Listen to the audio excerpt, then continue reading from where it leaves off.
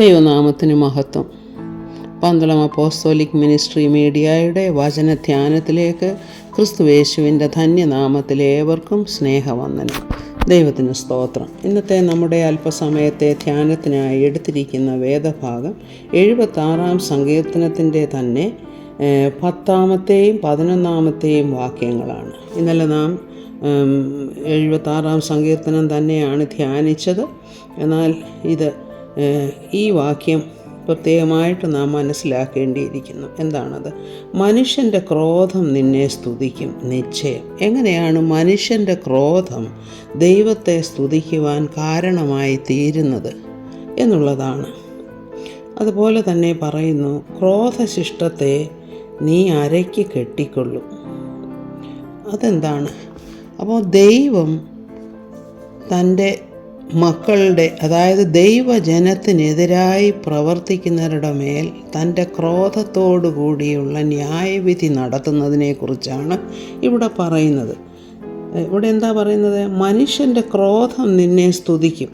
അതിനൊരു ഉദാഹരണമായിട്ട് നമുക്ക് ഫറവോനെയും സൈന്യത്തെയും ചെങ്കടലിൽ തള്ളിയിട്ട ആ സംഭവം തന്നെ ചിന്തിക്കാം. എന്താണ്? ക്രോധത്തോടെയാണ് ഫറവോനും സൈന്യവും ഇസ്രായേൽ മക്കളെ പിന്തുടർന്നത്. ഇസ്രായേൽ മക്കൾ ഉണങ്ങിയ നിലത്തുകൂടെ കടന്നുപോയി. എവിടെ? ചെങ്കടലിൽ കൂടെ നടന്ന് അപ്പുറത്തെത്തി. എന്നാൽ അവരെ പിന്തുടർന്ന ഫറവോൻ്റെ സൈന്യം ആ വെള്ളത്തിൽ നശിച്ചു പോകുന്നതായിട്ട്, മുങ്ങി മരിച്ചു പോകുന്നതായിട്ട് നാം കാണുന്നു. അതെന്തുകൊണ്ടാണ് ദൈവം അങ്ങനെ ചെയ്തത്? ദൈവമക്കളെ ദൈവമാണ് സംരക്ഷിക്കുന്നത്. എന്നാൽ ദൈവമക്കൾക്കെതിരായി പ്രവർത്തിക്കുന്നവർ, അവർ കോപത്തോടുകൂടെ ദൈവമക്കളോട് പ്രവർത്തിക്കുമ്പോൾ ദൈവത്തിൻ്റെ ക്രോധം അവരുടെ മേൽ വരികയും അവരെ നശിപ്പിക്കുകയും ചെയ്യും. പിന്നീട് അവിടെ എഴുതിയിരിക്കുന്നത് എന്താണ്? ക്രോധശിഷ്ടത്തെ നീ അരയ്ക്ക് കെട്ടിക്കൊള്ളും.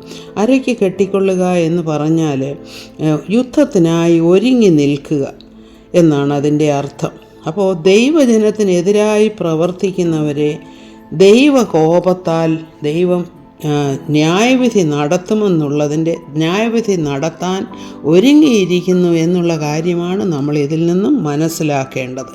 അപ്പോൾ ദൈവത്തിൻ്റെ സംരക്ഷണം അവൻ്റെ ഭക്തന്മാർക്ക് എപ്പോഴുമുണ്ട്. ദൈവത്തിനെതിരായി പ്രവർത്തിക്കുന്നവരുടെ മേൽ ദൈവത്തിൻ്റെ ക്രോധവും ന്യായവിധിയും ഉണ്ടാകുമെന്നുള്ളത് നാം ബൈബിളിൽ കൂടെ മനസ്സിലാക്കുന്ന ഒരു വസ്തുതയാണ്.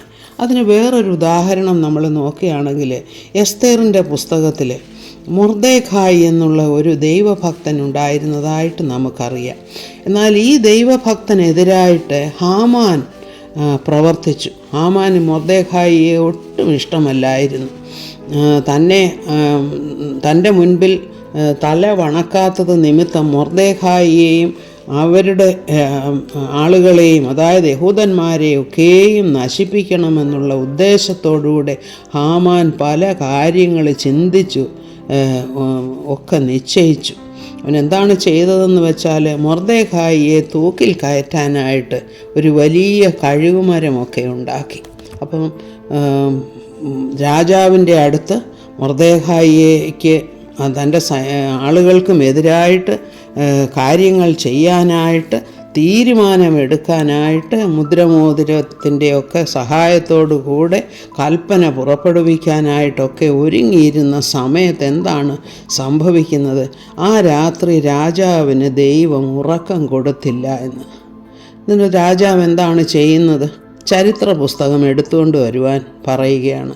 അപ്പം ചരിത്ര പുസ്തകത്തിൽ ആ രാജധാനിയിൽ രാജാവ് ചെയ്യുന്ന ഓരോ കാര്യങ്ങളും അവരുടെ നേട്ടങ്ങളും ഒക്കെ എഴുതി വെക്കുന്ന ഒരു പുസ്തകമാണ്. അപ്പോൾ ആ ചരിത്ര പുസ്തകത്തിൽ നോക്കിയപ്പോൾ രാജാവിനെ കൊല്ലാനായിട്ട് 2 പേരും പരിശ്രമിച്ചതു, ആ വധശ്രമത്തെ മൊർദെഖായി ഇല്ലാതെയാക്കി രാജാവിനെ രക്ഷിച്ചു എന്നുള്ള കാര്യം അവിടെ എഴുതി വച്ചിരിക്കുന്നതായിട്ട് കണ്ടു. അപ്പോൾ പിറ്റേ ദിവസം രാവിലെ അവരെയൊക്കെ വിളിച്ചിട്ട്, ഓഫീസർമാരെയൊക്കെ വിളിച്ചിട്ട് ചോദിക്കുന്നു, ഈ മൊർദെഖായിക്ക് നിങ്ങൾ എന്തെങ്കിലും പ്രതിഫലം കൊടുത്തോ? എൻ്റെ ജീവൻ രക്ഷിച്ചതാണല്ലോ. അപ്പോൾ അവർ പറയുന്നു, ഇല്ല, ഒന്നും കൊടുത്തില്ല. അപ്പോൾ എന്താ ചെയ്യുന്നത്? ഹാമാനോട് തന്നെ ചോദിക്കുകയാണ്, അങ്ങനെയുള്ള ഒരു വ്യക്തിക്ക് എന്താണ് പ്രതിഫലം കൊടുക്കേണ്ടത്? ഹാമാൻ അറിയുന്നില്ല മൊർദെഖായിയെക്കുറിച്ചാണ് പറയുന്നതെന്ന്. അപ്പോൾ ഹാമാൻ വിചാരിച്ചു തന്നെക്കുറിച്ച് തന്നെയാണ് ഇത് പറയുന്നത്. അപ്പോൾ ഏറ്റവും നല്ല കാര്യങ്ങൾ, അനുഗ്രഹിക്കപ്പെട്ട ഒരു വലിയ ഒരു പ്രദക്ഷിണം ആ വ്യക്തിക്ക് കൊടുക്കണമെന്നും രാജകീയ വസ്ത്രങ്ങൾ ധരിപ്പിക്കണമെന്നും ബഹുമാനിക്കണമെന്നും ഒക്കെയുള്ള കാര്യങ്ങൾ പറഞ്ഞു കൊടുക്കുമ്പോൾ, അപ്പം അങ്ങനെ തന്നെ മൊർദെഖായിയെ രാജാവ് മാനിക്കുന്നു. എന്നാൽ മൊർദെഖായിക്ക് എതിരായി പ്രവർത്തിച്ച ഹാമാനെ മൊർദെഖായിക്ക് വേണ്ടി ഹാമാൻ ഒരുക്കിയ കഴുകുമരത്തിൽ തന്നെ കയറ്റുന്നതായിട്ടും നാം വായിക്കുന്നു. ഇതാണ് മനുഷ്യൻ്റെ ക്രോധം ദൈവത്തിൻ്റെ മഹത്വത്തിന് ഇടയാക്കി തീർക്കുന്നു എന്നുള്ളത്. മൊർദെഖായിയും ഇസ്രായേൽ മക്കളൊക്കെയും ദൈവത്തെ സ്തുതിച്ച ഒരു സന്ദർഭമാണല്ലോ അത്.